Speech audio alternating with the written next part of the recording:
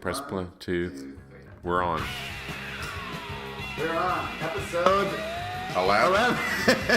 11. That record got me high. That's Barry Stock.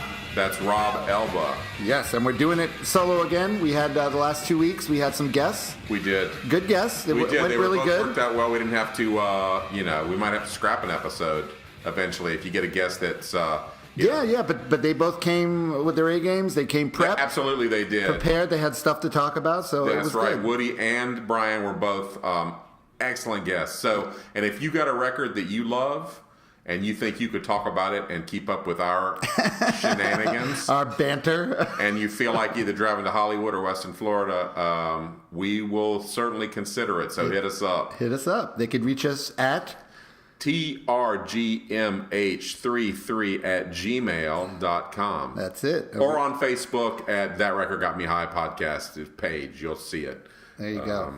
And this week we're doing Plastic Surgery Disasters by the Dead Kennedys. a 1982, their second album. Yes. And one where Jello basically takes aim at everything. At everyone. Who is he not mad at? Who does he not have issues with? But it's very, very, very good. It's really good, and it's funny. I was thinking the lyrics in this are so good, and you could tell Jello is such an insufferable person. He's insufferable. And then when we did the Smiths, It wouldn't be as good. Morrissey's lyrics are so good, and he's so insufferable. It so would that not must be be as a good thing. if Jello was not pretty much insufferable. That being said, I did reach out to Alternative Tentacles, JB at alternativetentacles.com, and say, we'd love to have you chat for a few minutes about the recording of the writing and recording of Plastic Surgery Disasters and the state of the band at that time. And I'm sure before the first, 4 words in, the delete button was hit. maybe. I don't know. I can't not love Jello in a way, though. But Jello, if you do hear this, if you want to send it, I'll edit it in later. Yeah, we'll edit it no matter what. We'll edit some of us out just to put you in there. We will, for sure. I'm a fan. I don't know, but I know. I love the DKs. All right, okay. Now, were you a DKs fan? Because I remember right from the start, I heard there used to be a show down here called Radio Free Living Room that I used to listen to every week. And I heard Holiday in Cambodia on there, and I said, "Oh my God, this is that awesome!" Song, it does not sound like anything else. So I ran out and got the first DK's album and Fresh Fruit for Rotting Vegetables, and it was so good and so punk rock, and so it has a song on there called "I Kill Children." So I mean, if you want to get a record that your parents is going to worry your parents, that one, it was a Dead Kennedy. And that's the that's where you first hear that sound of this sort of. East Bay Ray has got this. He's a guitar player, and he's got this surf.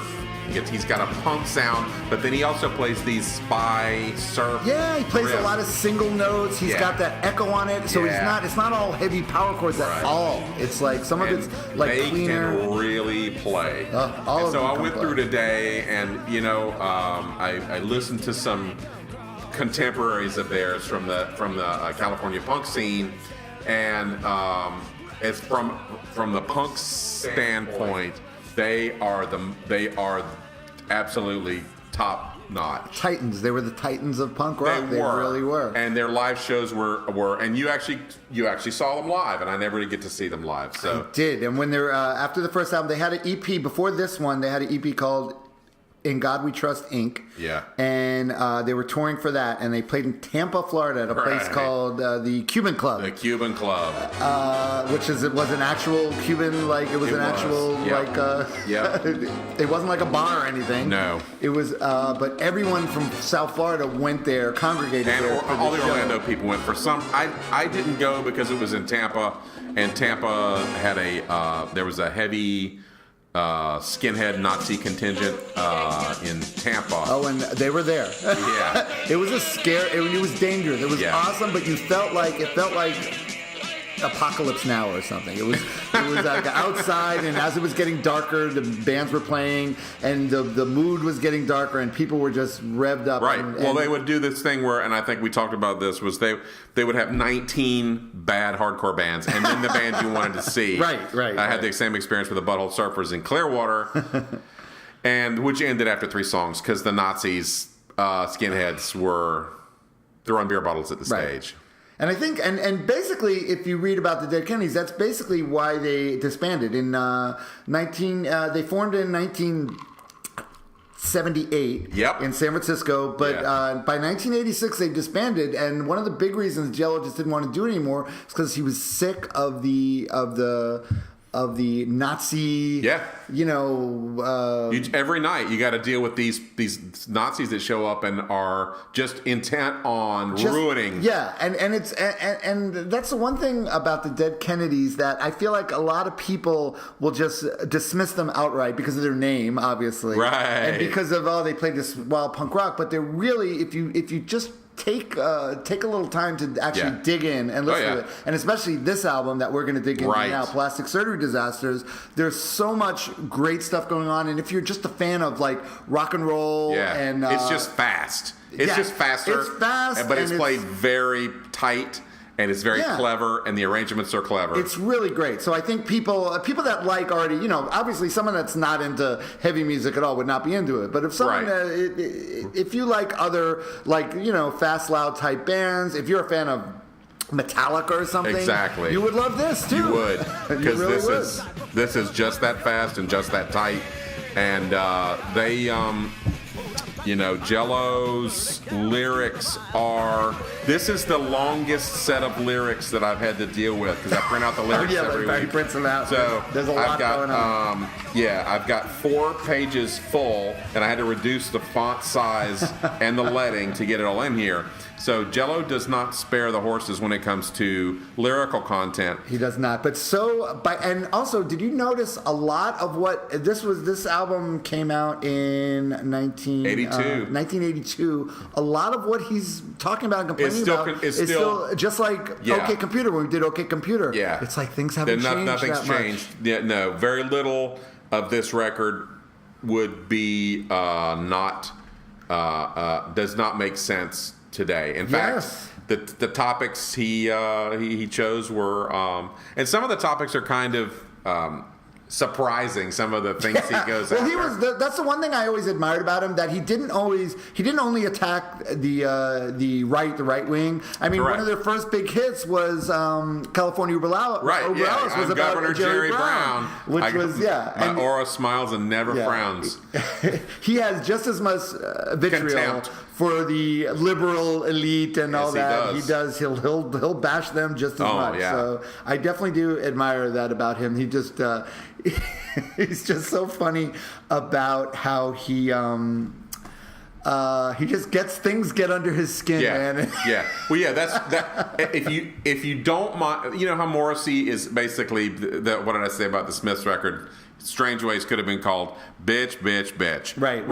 Well, this is another one of those records, but it's very entertaining complaining. It's totally entertaining, right? Because it's clever and there's like really great music going on behind it, and a lot of thought. Goes in everything. We have this. I'll carry forward a discussion that we've had about bands, and I looked up the songwriting, and these songs are with a couple of exceptions, all credited to Jello Biafra. So, and that's a big again. We talk about bone of contention. That's the one thing why they sued each other. Now there's right. And I don't. I'm sorry. I side with Jello on a lot of things, but this I really can't, because what he says is Jello never even played an instrument. So what he would do, he said he would sing the songs to them and have them learn it. But no, East Bay Ray especially. And the bass parts are great too, and so are the drum parts. Claus Fluoride. This is a band band. Whatever great ideas and great stuff Jello did, it was elevated. It was by a this band. Yes, made it. Which is most of the bands we cover like that. It's like it's not just the singer-songwriter. They've got people around them that elevate everything, and he definitely did that. I mean, now it's hard. Afterwards, they went on without him. He didn't want to tour anymore, and they wanted to redo it so they would get other singers. Yeah. And he had a great quote about him. He called any of the bands they have after with different singers. He calls them the new DKs, the world's greediest karaoke band. Yeah. So I don't think time has softened his sword. No, it hasn't. It hasn't. He's still as acerbic and ornery. Acerbic and ornery, but just great. I'll tell you what. I saw him do a spoken word thing after when DKs were over, and I saw him down here, and it was great. But after he did a set 3 hours. No, well, an hour and a half, and he took a break. Yeah. And he said, "All right, we're gonna take a break, come back." And me and my friend who I went to the Tampa show with in 1981, we looked at each other and said, "Okay, we got a general idea." Yeah. We got the idea. I think Henry Rollins did the same thing where I was like, "Yeah, Henry, thanks, man, but yeah, I get it. We'll check you later." Yes. Yeah, we saw the same show, and I'm guessing we saw it in Tallahassee in the same tour, that first spoken word tour he did. Oh, right. Okay. And it was great, and I think we did sit through the whole thing. And it's great because I know we did because you know why? Because my wife had to drive him around, and she worked for the campus entertainment. She told me about that. Yeah, and he actually was kind of a dick to her all day, and then apologized. He apologized, yes. At the end of the day and said, "I'm sorry. I've been, whatever. I have the flu and I'm not feeling well." That's nice that he apologized. He was, and he can't help. He probably can't help it. I don't think so. And that's probably his line. He's got, he's probably a dick to everybody, and then I'm sorry, I have the flu, or right. So we should dig in because there's a lot of songs on this record, and there's a lot of lyrics. There is, and it starts out with a little spoken word thing, like crazy, noisy music, and a girl. I guess she is. Tell them what's the opening line of the album is. Why are you such a stupid asshole? Would you really like to know? So, right, there you go. I guess her, the voice of Christmas Past was Melissa Weber is the voice. They call her the voice of Christmas Past, and she does the beginning, and at the end she's got a little something, and then it kicks in. The song "Government Flu" kicks in with sort of like a false beginning. It sounds like a rocker, like a mid-tempo rocker. Yep. And then and then it just kicks like in. a machine gun. Yeah. Like a machine gun. And then after this song, the first 5 or 6 songs on this record, just one after the other, like very short pause between them, and they just hit you like a sledgehammer. So all right, so this song's terrifying already. Right, because it's about the government experimenting on civilians. With, right, it's like the MK Ultra thing, viruses, which I don't even know if MK Ultra was. People were aware of that in 1982. Jello probably. Well, because MK Ultra, for anyone who doesn't know, was where they were. I believe they were doing it to soldiers. As a matter of fact, they were giving them massive doses of LSD and not telling them. Right. And so they were these people were. And so one of the famous, do you know who the most famous graduate of the MK Ultra program was the Unabomber. Oh yeah, that's right. And so, but I think you're right. I don't think this was really known then, because you would think if it was, it would have been in the song. It would have, he would have said something about MK Ultra. It wasn't out in the open yet. He's talking about they're gonna, stuff they were putting in the government flu. We got a drug. We're gonna try it out on you. Putting in the water. Won't make you die. Your water supply. It'll get you just a little sick. Right. Getting all depressed. It's getting all your friends. You can't get it up for nothing that'll rock the boat. So. Terrifying. Yeah, and it's I don't know what would have prompted this in 1982, if there was a conspiracy theory, or if it's not fluoride. He's not talking about precious bodily fluids like in Dr. Strangelove. Right. But make you hazy, make you lazy, drive you crazy for days and days and days and days and days, and then he says and days and days and days about 50 times after right. that. The government flu. It starts off there, and I was wondering how they picked the opening, how they picked the opening track, because I would have think it would be basically, just draw straws because a lot of these songs are great, and there's you know. I'm not sure how you'd pick the sequence of this album. Right. But I think maybe because it had that beginning, that false beginning thing, which is kind of cool. So that's the first song.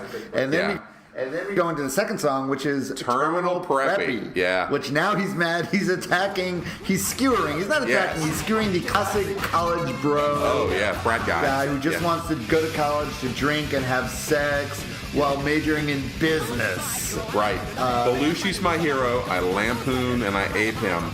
My news of the world comes from Sports Illustrated. Well, Belushi he was probably still alive when this song was recorded. Yeah, and then but I think it's probably the whole Animal House thing Animal too. House. Like you're going to college. Not seeing that, they're not seeing that as a parody, but as something to be imitated with gusto. And it's funny because you could tell Jello always was about being educated and getting educated, learning about things, but he's not about these college kids that are just going to college to major in business and not to really not to broaden their minds or anything. My ambition in life is to look good on paper. Yes, that's all a great I want line. is a slot in some big corporation. Yep. This is it's the same. It's the same as it is now. Win-win. I always play to win. Want to fit in like a cog in the faceless machine. Terminal preppy. Then he says, "There's some things in here I don't want us to get anyone angry." So I know which one. But I love he's got who just smiles all the time in my Centerfold world filled with Springsteen and wine. Oh yeah. So we had to throw a little dig on. Yeah, a little dig on Springsteen. I don't think it's not a dig on Springsteen. It's a dig on the college bros who love Springsteen. Someday I'll have power. Someday I'll have boats. Attract in some suburb with Thanksgivings to host. Yeah, well, I've hosted Thanksgiving, so I guess I should look at myself. No, but you're all right. You aren't a cog in the machine, though. No, no. I tried. Dismal failures of being Totally. All right, Trust Your Mechanic. Trust Your Mechanic is a really good song and very timely. It's basically about about service providers, and it could be anyone from mechanics to doctors, right, putting profits over their clients. Yes. Because when you think about it, it's not in the mechanic's best interest to just fix your car so it's running great. No, it's in his best interest to keep finding things fucked up with it, or to fuck something else up, so you'll have to keep coming to him. And the same thing with a doctor. Oh yeah. And doctor says you need surgery now. Feeling good till the side effects. Fuck up something else. You're ensnared by the medicine man, paying up the ass again and again. Gonna rip you off. I know, and that's, to me, that's very terrifying to me, because I always think that. I'm always terrified, about doctors. And it also made me think, when you think about it, Jello, because he has to go to the doctor at some point. He must be the worst patient, because you picture he goes to the doctor, and the doctor says, well, Mr. Biafra, your cholesterol is pretty high. And then Jello would be, oh, really? Have you seen this? Have you seen this study? Oh, really? Yeah. I suppose you want to give me some drugs. Yes. He must be a terrible... And there's also a thing in here about psychiatrists, too, which is about... told you're depressed. He confuses you. He fucks your head up worse. Got you feeling helpless. You're coming back for more. Again and again. Gonna rip you off. So yeah, he's not going to be the greatest guy to have come into your business, and he doesn't. I think he doesn't. Like people at bakeries get off pretty easy. He doesn't mention them. Like seems like okay. If seems they like stayed together, he would have eventually got right. The bakery would have definitely, Because we go from this. Who is he skewering next? Oh my God, this one's wild. This is the wild one. Well paid. Which, by the way, it goes. This song is like a frantic song to Trust Your Mechanic, and then immediately it goes into Well Paid Scientist, which is another frantic song. But this is more down one pathway where he's exposing the poor. This is a poor, overworked scientist. Yeah. That this song is about. And the words are like cringe and tense up, grind your teeth, and wipe your sweaty palms. You know how these, sometimes it takes me a while to get to these revelations. Yes. Each one of these songs is, except for, Trust Your Mechanic, we've got a lot of songs that are about one guy. Right. You've got the terminal preppy. Right. We've got the well-paid scientist, and in the next song, we've got coming up. We've got a guy with a car, a pyromaniac, right. A guy who has a secret He'll pick fantasy. someone who'll go, I'm going to do a song about you. Right. What about that guy? It's like he says, you know what he does? Nice. He goes to the mall and he sits, and Laurel and Hardy used to do that. They get their best material sitting on park benches. And so he gets and he observes people, and he goes, he collects information. But it's so cutting and well done. When he says the finishing the lyrics I was reading, he's talking about the guy driving home from work. Close your windows, driving past the low-life company bar. They're making fun of you. Oh, yeah, they are. Like, you picture this poor scientist thinking all the low-life company bar, they're all making fun of him in the bar. I want, he's met this guy for sure. Yes. He's talked to this person, and and how about when he goes into the part, when will you crack? And it sounds like almost like it's nauseating. That's true. Oh yeah, that's awesome. It's so good because it makes it's like it's terrifying. Jello's a great singer. He's a great rock and roll. He's one of the great distinctive rock and roll singers. Oh yeah, definitely. You know it's him instantly when you hear him. Jello Biafra. And he doesn't sound like anyone else. The dark, shattered underbelly of the American dream. Avoid it like the plague. It stares you from your bathroom mirror. Drown. Yes. So something is wrong here. You won't find it on a shelf. You're well paid. You're well trained. You're tied to a rack. So he has. It's scary that I actually know. I know all the words to this song. Man. You're versed in this record. Yeah, well, I listened to this record a lot when I was PhD younger. to show you're smart with textbook formulas, but you're used up just like a factory hand. So he's now this is and it's funny because this is a guy who wasn't the terminal preppy. This is a guy that went to school and studied, but still and even was intelligent and learned a scientific career. Right, but they still going to get you. And I got to think he's right. I have friends. If you're listening to this, I apologize. I'm not going to call you out, but I have a friend. He got a degree, and he's been working for a medical company for pretty much since we graduated college.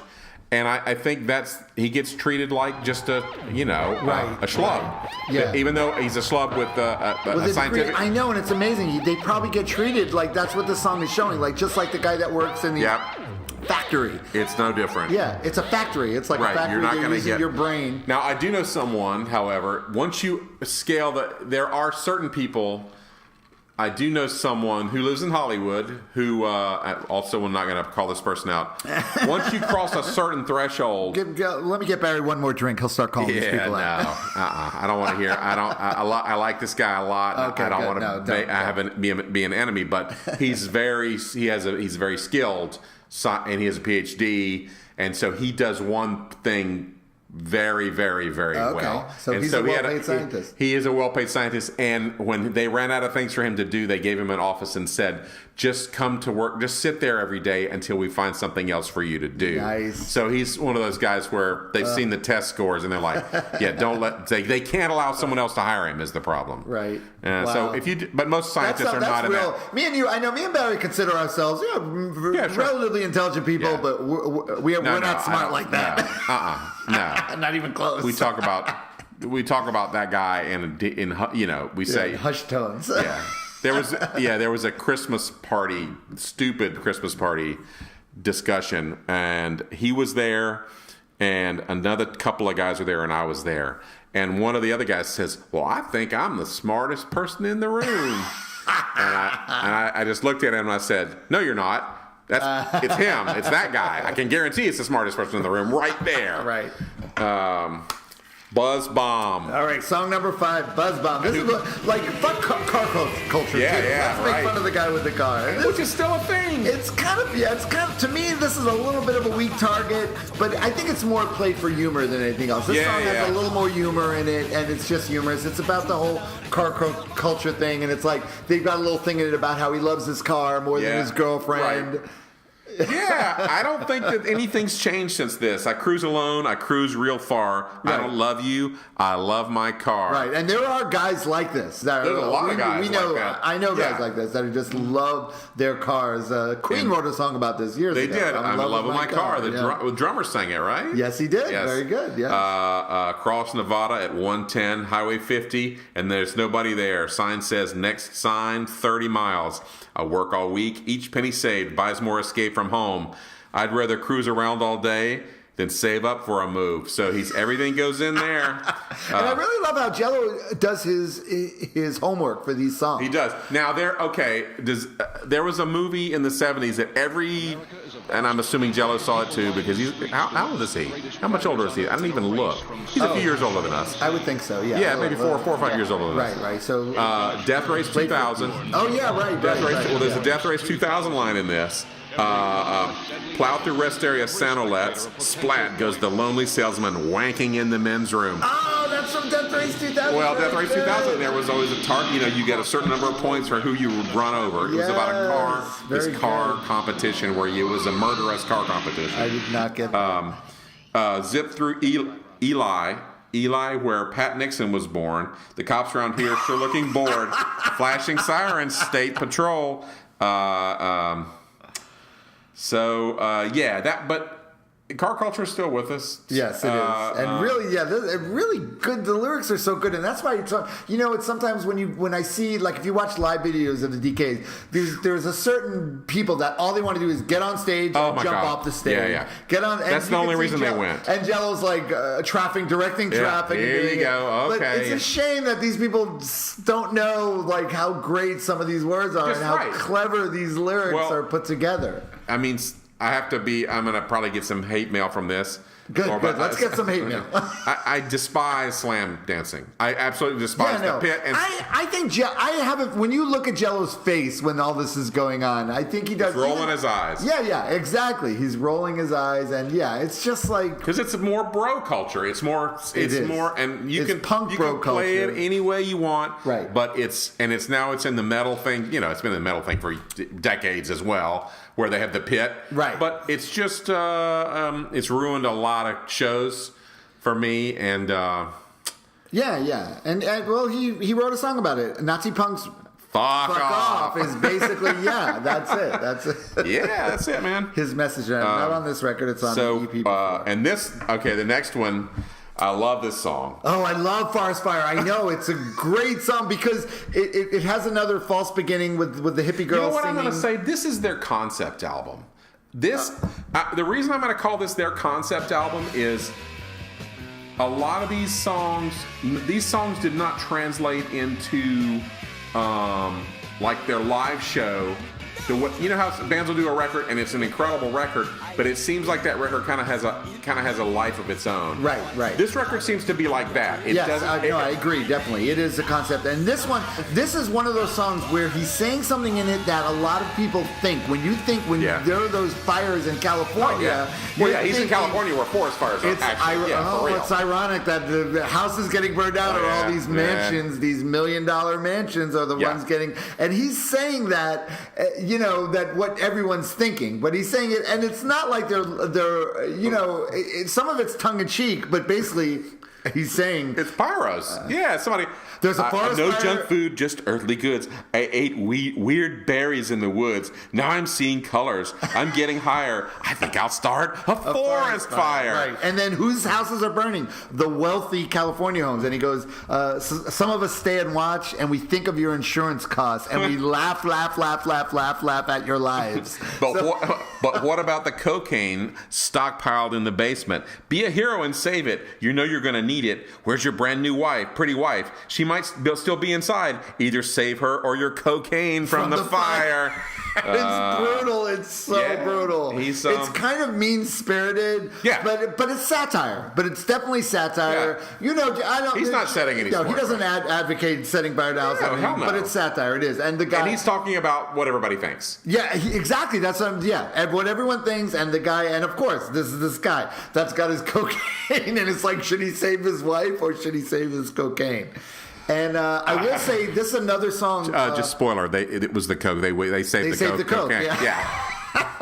But aside from all that, we're not talking about the music that much, but this is such a great song. And it's got these East Bay Ray guitar lines in here. So we should tell who the band is. East Bay Ray is the guitar player. D.H. Peligro is the drummer. And Klaus Fluoride was the bass player. And all excellent, amazing, and I think like the only step one, above punk rock and players. the only one, I think D.H. Peligro, that's his actual name. The other guys. Klaus Fluoride and, East Bay Ray and Jello Biafra. Yeah, so they had punk rock names. They did. So we're going to take a break, and we'll come back and talk about the song Halloween. All right. The crowded future stings my eyes, and I still find time to exercise in uniform with 2 white stripes.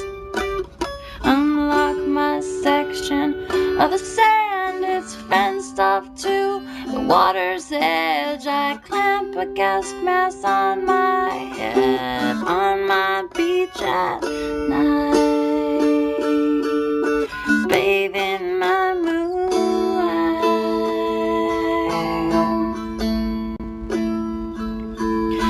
Another tanker's hit the rocks, unbend into spill out its guts. The sand is laced with sticky gloves. Oh, shimmering moonlight shine upon the We are back after a drink refresh and pizza hiatus. Thank you to Diane Ward for purchasing pizza and enlightening us because we are dullards. Yeah, and she's going to be eventually. We're going to get her on the air. Yeah, we are for sure. All right, so we're on track 7 now of Plastic Surgery Disasters.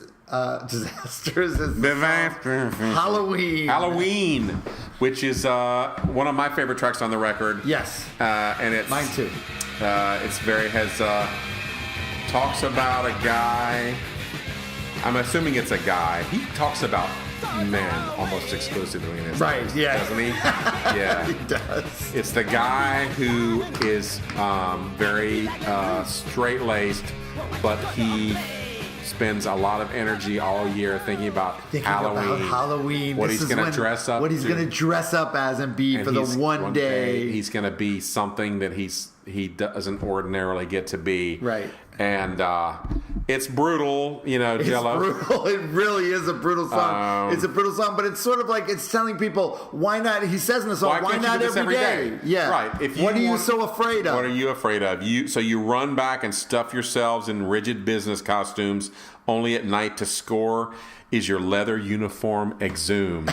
So, right, because he's saying whatever these people do on Halloween, that's their real self. That's what they aspire to be. That's what they really want to be. Yeah. Or that's a part of them that gets stuffed usually. And so it's sad, really. He said, but what's in between? Where are your ideas? You sit around and dream for next Halloween. That's it. It's so sad when you think about it. And you think it's exaggeration, but I do remember when we lived in Athens, Georgia for a while, and there were people who spent a huge amount of energy on what they were going to be for Halloween, right? And these people were already weirdos. Right. So it was Athens, Georgia. It wasn't like they got to be extra weird for Halloween now. And it seems kind of a little sad, but it's like Jello despises hypocrisy. Yes, hypocrisy and of social mores. And well, the last lines on the record, last lines on the song. Why don't you take your social regulations and shove them up your ass? So this is one song where I actually feel like he has compassion for the people that he sees because he can see that they're trapped. Yeah, just take the social regulations, shove them up your ass. Do what you want to do. Do what you want to do. You'll go to work today. You'll go to work tomorrow. Shit face tonight. You'll brag about it for months. Halloween. What happens on Halloween, right? And by the way, besides all that, lyrically how great it is, it's a great song. It's fantastic. They actually riff, had and the guitar, it's got like it's not a slide. It's not a slide, but he plays it kind of sliding. I think he's using a tremolo bar. Right. And it's just a really good driving song. There was actually a 12-inch single of this. So this was one that they thought would be good for the punk rock crowd. A punk rock dance floor. Yeah, right. But it is a fantastic song, and it's very catchy, so it'll get stuck in your head. Yeah. I can see your eyes, I can see your brain. Baby, nothing's changed. Yeah. So, because your role is planned for you, there's nothing you can do but stop and think it through. But what will the boss say to you, come Monday morning? Right. If he finds out that you were, dressed up as something unacceptable. Exactly. I guess it's probably a little different now. Things are a little looser now than they were in 1982. You can get away with a lot more. I guess, but there's still, there's still people that are just saving it all up for thinking about what they're going to be for when they're Halloween. going to let loose on Halloween. Get ripped and put on those chaps and take your social regulations and shove them up your ass, people. Right. Okay, the next target on Jello's. Next target is the spinning of the Wheel of Fortune. The Winnebago Warrior. which still holds absolutely true in 2018 as it did in 1982. Yeah. Because you get out on the highway and you're like, oh, fuck, there's one. You see what's blocking traffic? It's the Winnebago Warrior. And this is more of a spoof satire thing. Yeah. There's a sense. It's not mean spirited, but he's just pointing out the irony of these people that want to go out and enjoy the great outdoors, camping and fishing, but they have these giant gas guzzling machines. Yes. Well, yeah, because there's nothing about the great outdoors, but there is one reference in here that I like. Stop at Stuckey's for a meal. Okay, is there still Stuckey's on the highway? I think there is. Stuckey's was if you don't know, Stuckey's was this horrible tourist trap or highway roadside trap with terrible food and expensive, overpriced food. But they had one good thing. What was the one good thing at Stuckey's? At Stuckey's, I have no idea. It was the pecan log. Oh, the pecan log, yeah.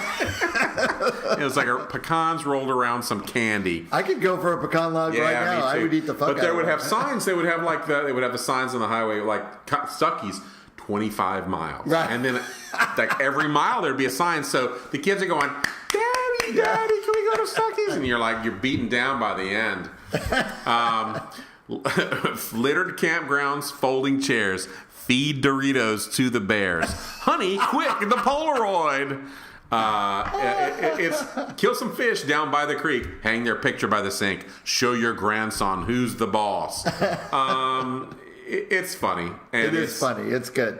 And there's a really good Dead Kennedys tribute record called Virus 100. Yeah. And Skid Roper does this for Winnebago Warrior. Perfect. It's great. He does it. Yeah. Winnebago Warrior. Yeah, perfect. It's a great Skid Roper. And our buddy Kramer has a song on that record too. Yes, he does. And it's one of my favorite actually tribute records because those things are a lot of times not good. Not good, but this one is really good. Yeah. Alice Donut, I know a favorite of yours. I love Alice Donut. And there's a lot of so it's definitely worth checking out. Virus 100, the tribute. And now a song that's much more serious. We're flipping the record over, and did you notice side 2 of the record is darker? Much darker. Side 2 is the darker side of the record. Yeah, this is Holiday in Cambodia Revisited, basically. Yes. And the first song on side 2 is Riot. Riot, and he's taking aim at unfortunately poor people who get suckered emotionally into destroying their own neighborhoods. And this is before Rodney King, but I'm guessing it is, right? It's before Rodney King, but it's so prescient. I mean, it's so right on the money because he's talking about people that riot in their own neighborhoods and destroy their own neighborhood and tear up their own houses, burn. Rioting, the unbeatable high. Adrenaline shoots your nerves to the sky. Everybody knows this town is going to blow. You smash all your windows. All you need some friends and a rock. And towards the end, it gets more and more real. Like, the raging mob, it's lost its nerve. There's more of us, but who goes first? No one dares to cross the line. The cops know that they've won. Right. Yeah. And this is a theme that Jello has always been about. He's not about he's like all for anarchy, but not for mindless, directionless anarchy. Because that's what Nazi Punk's "Fuck Off" basically was that same thing. He had the line. He had there's a part in Nazi Punks where he says, 10 guys jump one. What a man! You fight each other. The police state wins. Stab your backs when you trash our halls. Trash a bank if you've got real balls. Yeah, right. That's it. It's like trash. Buddy. It's like if you got real balls, go Turn attack the real patriarchy. He's definitely about turning your energy in the right direction, attacking the right things, and not being, self-defeating. Right. And that's Which is all. what so many. And again, he's saying what many people are thinking when you're seeing these riders. Oh yeah, you're saying, you just screwed up your own. You're burning up their own neighborhood. Yeah. It's all over, but not quite. The pigs have just begun to fight. They club your heads, kick your teeth. Police can riot all they please. And when I heard that line, it made me think about where we are in 2018 America. Right. He says police can riot all they please, and in 2018 America, police can pretty much kill who they want to kill. Right, exactly. And especially if you're of the wrong color. Exactly. And as we've discovered. And the song itself is structured so well. It starts out with this slow build-up thing, and then it gets, and it's really a great song. I mean, it's as thrilling a punk song as you'd ever want a punk song to be, and it's got a real message to it, and it's just it's a really great song. And then it ends with the hopeless refrain. He keeps saying, "Tomorrow you're homeless. Tonight it's a blast. Tonight it's you a burn blast. your own shit down, man. That's and then it. tomorrow you wake up and what were we thinking? Fuck. We weren't." And then so we go from a riot to a police state. Yes, Bleed for Me, which is right. It's the dark tale of the torture by the secret police. Somebody hanging around with the wrong people. Yep. And we'll strap you to a pipe, electrodes on your balls. Come on, scream. Come on, ride. Face down in a pool of piss. And one thing I noticed on this album was that Jello he's got the technique of the last line not rhyming in a lot of these songs, where he doesn't bother to rhyme. He might rhyme a few of the endings in the paragraph, right? But at the end, he lets it. And I was wondering if he was experimenting with that for this record, right? As a technique for for songwriting, Right.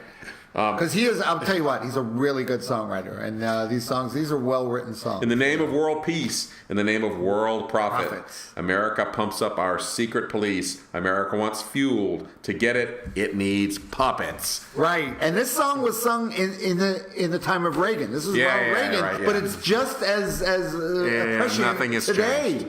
It really is. You know what's changed? We got computers. That's about it. And speaking of things not changing at all. What's the next song? I Am the Owl. I Am Surveillance. the Owl. Surveillance. Yeah. And there's a movie which I should have. It's a great movie with from the 70s about a guy who does surveillance for a living, and it's I'll think of it. Come back to it. Okay, but this is totally you're being watched, you're being listened to.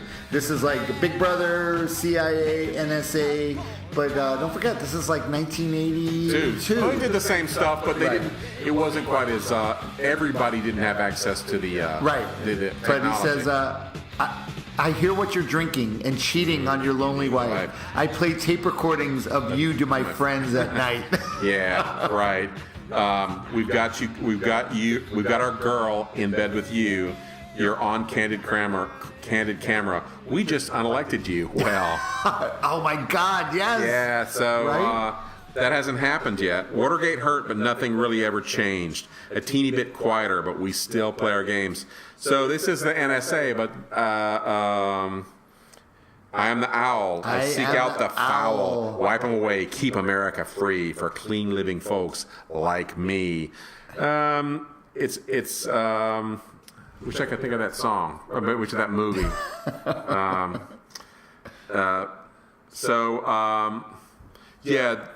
This record is not dated. No, it's amazing. It's really not. Substitute a few names. Right. See, that's the thing about the DKs. That's why I really think the Dead Kennedys sort of ended when they did, because the record after this was Frankenchrist, which is still a really good record.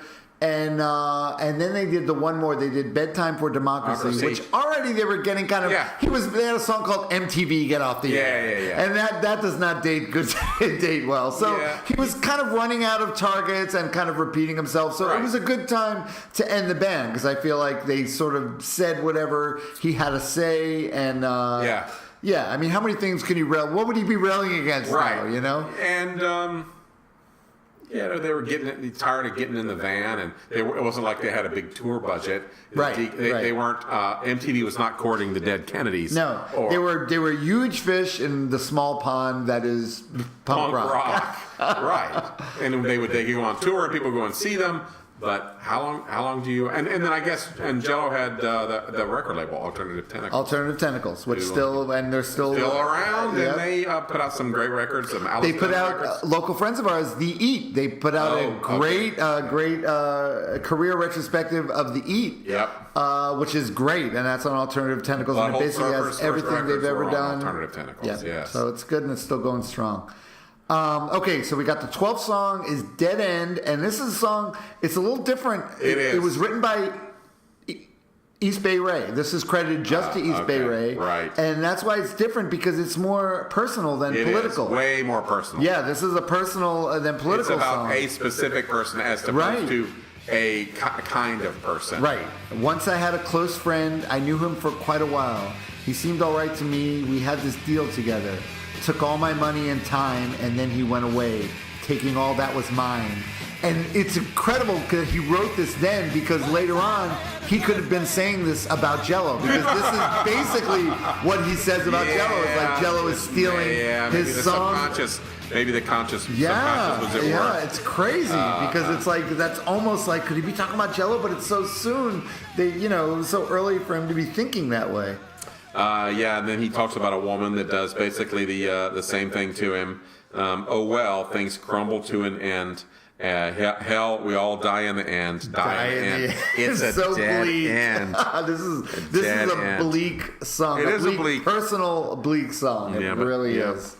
And then I think Rob's favorite song on the record. Oh, definitely. This is my favorite song on the record. This, to me, is a classic song that everyone should know. The last song on this record is Moon called Over Marin. Moon Over Marin. And this is a wonderful song. It really doesn't... Another one that doesn't sound like really anything else on this record. No. This one's... the funny thing about Moon Over Marin is it's got a slightly out of tune guitar, which I wonder whether that was the guitar, the rhythm. It is. Guitar. It's a little bit out of tune. It is, yes. And you wonder, because these guys are pretty perfectionistic, right? And you go, that had to be on purpose. They must have heard it and been like, I think they did. That take was so good. You know what? We're going to keep it in there, right? Because it does. I mean. It's just it's the most, it's probably, I would dare to say it's the most musical thing the Dead Kennedys have ever recorded. It was. It's more of a mid-tempo, almost like a ballad, like a rock ballad. Yeah. But yeah, you're right. It's got that the guitar's a little slightly out of tune. Really cool musicality in the song, and about a post-apocalyptic vision of somebody right, and San Francisco. And it's funny because now San Francisco, you think it's like wealthy, you have to be rich, right. No one can afford to live in San Francisco. It wasn't but back then it was like Marin County was the rich part of San Francisco. It's like everywhere else was still like Bohemians, and it was like, but Marin County was the rich enclave. And this song is basically about the decline of the environmental decline, and this resident of Marin County that really doesn't give a shit about any of that, because he's got his little sanctuary, his home that he goes to. Yeah. And it's really kind of sad. It's sad because they're talking about how fucked up the environment is and everything, and he's going home to his, like, he can get in his hot tub. And that's there'll always be a moon over Marin. Yeah, see, now I'm going to say that I interpreted this a little more post-apocalyptically. Okay. Where this was a guy who... because they also mentioned gas mask, put a gas mask on your face and everything. You're right, right. Yeah. The crowded future stings my eyes. I still find time to exercise in uniform with 2 white stripes. So it's a ex-military guy. So I'm thinking more of the end of the Planet of the Apes with the Statue of Liberty. Goddamn dirty apes. White gases steam up from the soil. On my beach at midnight, bathe in my moonlight. I squash dead fish between my toes. Try not to step on any bones. I turn around and I go home. So there will always be a moon over Marin. So, and it's got a beautiful guitar line in there. Yeah, it really does. It's like really haunting, and it just makes you. It's kind of romantic feeling guitar line. Yeah, it does. And then it kind of wistful, at the end, yes, right. And then at the end, it kind of like slows down, like the riff. It just slows down. Yeah. And then it's got that. At the end, there's the reprise of the beginning. The reprise of the Voice of Christmas Past. Voice of Christmas Past. And what does she say at the end? She's basically. But it's the same there. Now it's basically the end of this whole this concept. Which, once again, the concept album idea. Yeah, definitely it is, because it's the end. Now you could go home to your and I would say you could go back to your job. This record, I would guess in there, the first record is probably the one that sells the most DK records. If people are going to listen to DK record. The first one has the most... right. It's got Holiday in Cambodia. It's got California Uber Alles. It's got Kill the Poor. Yeah. Right. Which is great. It's a great record. It is, but this is different. This is definitely stretching. This is different. It's more sophisticated. Yeah, maybe too sophisticated. Maybe too sophisticated. For punks. For the people that were supposed to be listening to That's it. I think Jello never really... his audience is... elusive. He has an elusive audience in a way, because the music is so aggro and so in your face that it attracted these bros, these punk bros. Yeah. But the lyrical content is way above that. And so pointed. Yeah. Yeah. So only people like me and Barry can appreciate it. Right. 36 years later. Right? No, I did. I did. I love this record, and this is a record, and I try, and like I said, this is the one thing.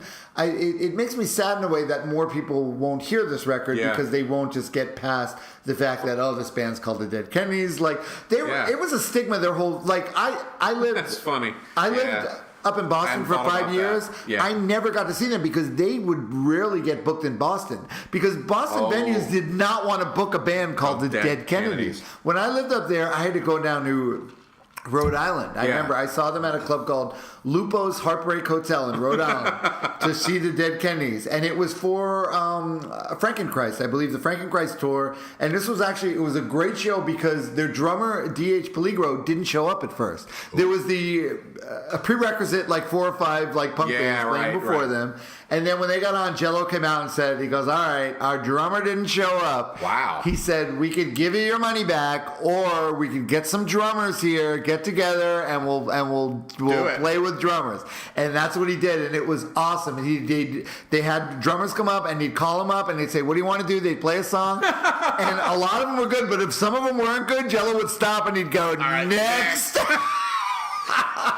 You got to see something really cool. It was great, and about halfway through the show, D.H. Peligro comes walking in with a giant joint in his mouth. Walks into the club with a giant spliff, blowing it, and Jello's like, "Our drummer showed up," and then they finished the show playing. Yeah, with I think they were Peligro. probably all tired of each other by that point. Yeah, but it was still great. I mean, it was great.